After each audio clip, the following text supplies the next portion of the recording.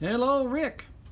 Got your carburetors here. Going to do your cold start test, warm up and adjust and tune and show you how it's done. They're obviously cold, but they're going to continue to get even cooler as I do some preliminary explanations. And in no particular order, when you are installing the fuel lines, you're going to use two wrenches, one to stabilize the fitting in the float bolt cover, and this wrench up here is going to do your twisting and turning in terms of snugging these down. And it doesn't take a great deal of effort, of force, of torquing, but snug them down, you won't have any fuel leaks. And the reason for doing the two wrenches is keep this one stabilized so that it doesn't turn in the float bolt cover and potentially strip out. Now then, also part of the installation is these are really wonderful. The 1/4-inch drive wobble sockets. Invest in a set of these, very reasonably priced, and they do a great job. 1/4-inch drive because it helps to get up underneath the carburetors. Again, 1/4-inch drive because you do not require a great deal of torque to install the carburetors. We're not assembling the Eiffel Tower. The 1/4-inch drive in a ratchet gives you plenty of torquing force and ability to tighten the carburetors up. Because remember, you got your spacer sleeves in there, and you got your wave washers, and they act as limit stops. And so you reach a point which you can't tighten anymore, and that's it. Nothing else is necessary. You don't have to use 1/2-inch or 3/8 drive at all. Now then, another fun fact. Assume my hands right here are representing your big air log. Let me get back here.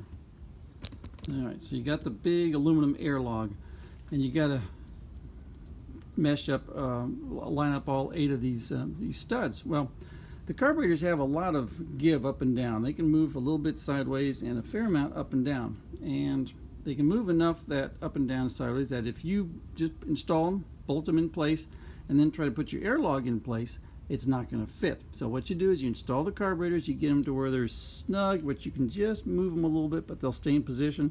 Wiggle them around, put your air log on there, get it to where, force the carburetors to line up with the air log. Leave the air log in place. You might even put a couple of nuts on there to hold the air log in place. And then do your final tightening on your carburetors. Then double check, pull your air log off, and then put it back on. Make sure everything fits, because it is entirely possible when you install these things that you will go through all the trouble of getting them all mounted and snug down, and then try to put the air log on and it won't fit. Fuel cleanliness is very important. Make sure you've got a good clean fuel tank, and make sure you've got your fuel filters in good condition. The factory filter is pretty miserable, but it's better than nothing, and I always recommend installing an extra inline filter if that's possible. Let's see, what are we going to do? Okay, let's go over the carburetors here. Let's take a look at what we're going to be dealing with. In fact, let me take the camera off, and let's get close up here, close up and personal. Now then, what we're going to be dealing with, the various adjustments. Well, first of all, here is your idle adjustment. Anytime you're messing with this idle adjustment, you want to get a baseline. What you do is you screw this down until it just touches your throttle lever, and then screw it in 1.5 turns. That gives your basic initial adjustment. And the same is true with your idle mixture screw. What you're going to do is screw this down until it just touches, and all you do it is very lightly.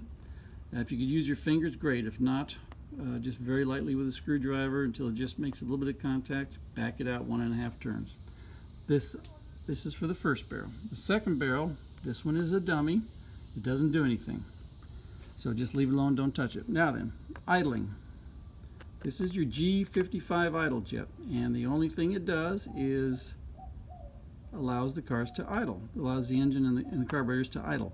So if you are driving on the highway, for instance, and come off the highway and come up to a stop sign, and the car dies, well, what's happened is a little bit of grit from your fuel tank has gotten into this G55 and clogged it. You can restart the engine and you can rev it, and the engine runs fine, but it won't idle. So one or both of these are clogged, and all you do is unscrew it, and well, I'll show you how to do it right now. Just unscrew it,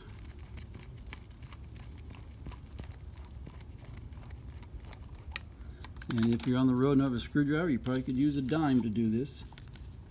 Pull this out, and if you look inside there, that is one teeny little hole. The G55 stands for the size of that hole, which is 0.55 millimeters. You can do some calculations on the internet and you can see how teeny that is. Anyway, so all you got to do is put a little wire brush in there, a little wire rod, or a little or blow it out, compressed air, whatever it takes. Even a bristle from a wire brush or a hairbrush would probably clean out the little fleck. And you can see how teeny that hole is, so it doesn't take much of a fleck to clog that hole. So, apologies for not having the right size screwdriver, but we'll live. When tuning these carburetors, you're going to want to disconnect the linkage to both carburetors so they're running independently of each other. Another thing that is very confusing is the counterweight right here, and this counterweight has got to have a little play in it, just a teeny little bit of play. So you can see I'm just barely moving this counterweight. And what the deal is when you open the throttle, when you floor the throttle and everything opens up, all four barrels are open up. When you close the throttle, the linkage here is what's closing the throttle. But in order to close the second barrel, they've got a little bracket right here with a little adjustable pin, adjustable screw down there, and that screw impinges on the second barrel butterfly and closes it mechanically. And you want to have a little bit of slop, a little bit of movement right here, because if you have if this becomes tight, by misadjusting this screw right here, this set screw that controls your adjustment, controls your movement here. If this is too tight, what you're doing is you can artificially open the first barrel, and so that's a lot of people don't realize that their fast idling is just due to this being misadjusted. And this is very easy to adjust. This screw is a jam nut, and then you just loosen this, and then you adjust this in and out to get the proper clearance. So how much adjustment is here, it depends on where your idle is. So if you started messing with the idle, then you have to make sure that you go downstream and adjust anything else that needs to be done. Other adjustments that you can make, this is what adjusts the choke lever, the up and down of the choke lever, so that it will mesh with the wire coming down. You see, the screwdriver is going to represent the wire, and so what you can do is adjust this to move the levers up and down to get in line with the wire.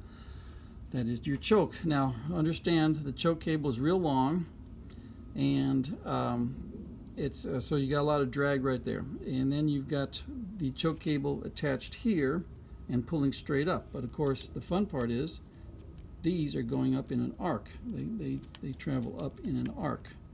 So you're trying to pull it straight up, these are trying to go into an arc, and it's quite a Rube Goldberg operation. And what happens is it feels like the cable is very stiff, so you want to make sure your cable is well lubricated and moves very smoothly, and before you hook everything up, and then whatever you get is the drag from these things trying to go sideways. And also you'll notice that you're moving the throttle lever. See that moving? Okay, at the same time you're pulling the choke levers, you're moving the throttle levers, so you're moving everything from here all up to your foot pedal. So there's an awful lot of drag on that poor choke lever, so you might push on the accelerator and then pull the choke lever to help it out, and then release the gas pedal. Let's see what else we can discuss here. I think that's pretty much it. So let's see what's gonna. Okay, well, we're gonna start the car, and one of the first things you're gonna do, I'm gonna be using this as to help tune the carburetors. I'll describe that in a minute. And what we need to do is come over here, and you've got your fuel pump, and there's a reason the priming lever is here. You want to make sure you got fuel up to the carburetors, especially if the car's been sitting for a week or two. So we do that until we get no more resistance. Now remember, this is on a cam, so that sometimes it can be off the cam, and that would mean you'd have absolutely no resistance. In that case, you have to bump the engine over and get to the point where you've got resistance, and then start pumping away. And then when your fuel is pumped up to the carburetors, this will not have any resistance anymore. So we got fuel to the carburetors.